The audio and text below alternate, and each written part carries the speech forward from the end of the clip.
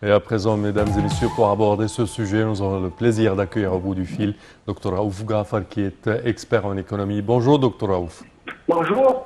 Alors, si on parle de l'économie égyptienne et des signes du redressement de l'économie égyptienne, et certainement le déficit qui se réduit de 8% à 7,4% cette année au cours de cet exercice 2020-2021.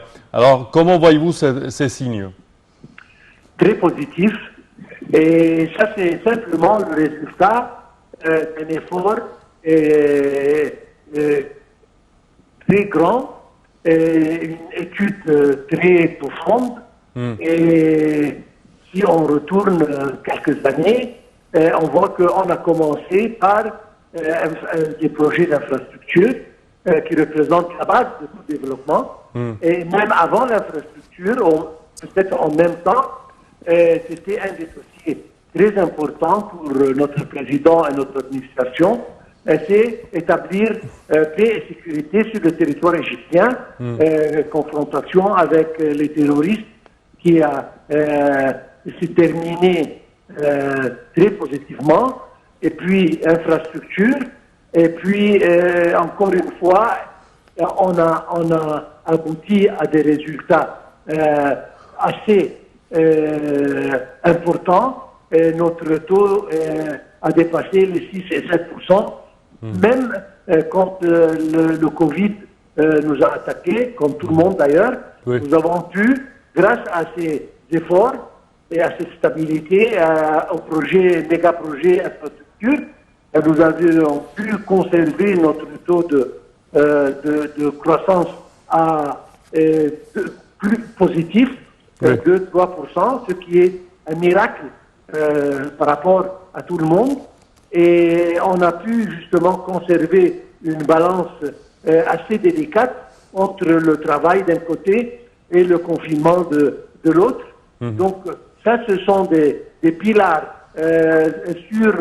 dans la voie du développement. Et c'est pour ça que maintenant, nous sommes sur le plan économique dans une position très, très positive et très promettante pour les années, Inch'Allah, qui vont arriver. Très bien. Vous avez mentionné la crise du coronavirus et comment l'Égypte a pu résister devant la crise économique partout dans le monde. Qu'est-ce que l'Égypte a fait comme plan pour pouvoir faire face à cette épidémie et maintenir l'économie? Premièrement, on a le ministère de Santé a mis un plan très précis pour combattre et pour résister, disons, d'un côté. Et comme je viens de dire, c'était une décision très importante de maintenir un équilibre et une balance, je répète le mot très délicat, entre le confinement, d'ailleurs qui a été partout dans le monde, et notre production. Et surtout la production agricole et agraire, ce qui nous a permis d'exporter, quand tout le monde était en confinement, on a exporté beaucoup de produits alimentaires, des fruits, des légumes, etc. Ce qui a conservé un peu la balance économique au positif. Et on a continué à faire ça. Jusqu'à présent, nous avons un taux assez, alhamdoulilah, disons, minimum sur le plan Covid. Et j'espère bien que nous continuons à faire ça. Oui. Docteur Raouf, si on parle également de l'effet des des méga-projets, je dirais même, entrepris par le gouvernement, que ce soit les nouvelles villes, que ce soit les stations d'énergie, alors plein de projets qui sont entrepris par l'Égypte au cours de cette période difficile. Qu'est-ce que cela a contribué à faire pour l'économie égyptienne? Premièrement, par définition, un méga-projet emploie beaucoup de monde. Donc ça a donné une possibilité d'emploi aux jeunes gens égyptiens. Et ça, c'était excessivement important. et on a continué à faire ça. Et certainement, les méga-projets incluent les projets d'infrastructure, les réseaux routiers, les stations d'énergie, etc. Oui. Et ça a contribué, encore une fois, à employer beaucoup de monde. Et ça a eu un impact très important sur le plan économique. Et on a continué à faire ça. Et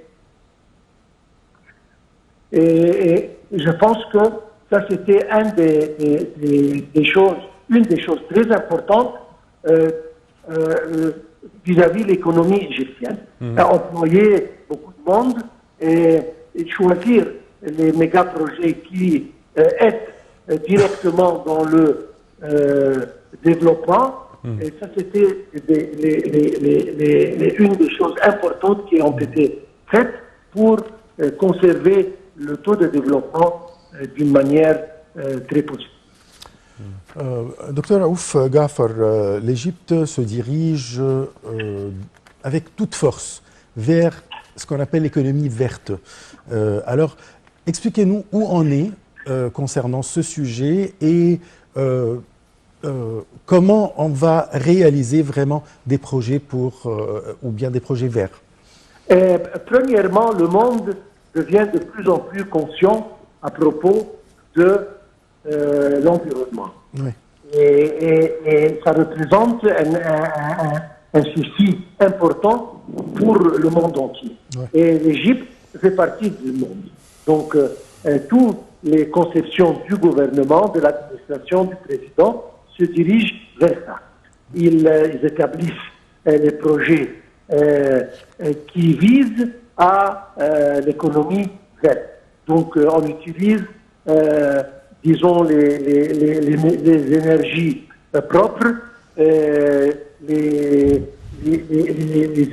l'agriculture organique, etc., pour justement donner l'importance voulue à la santé des Égyptiens. Très bien. Oui.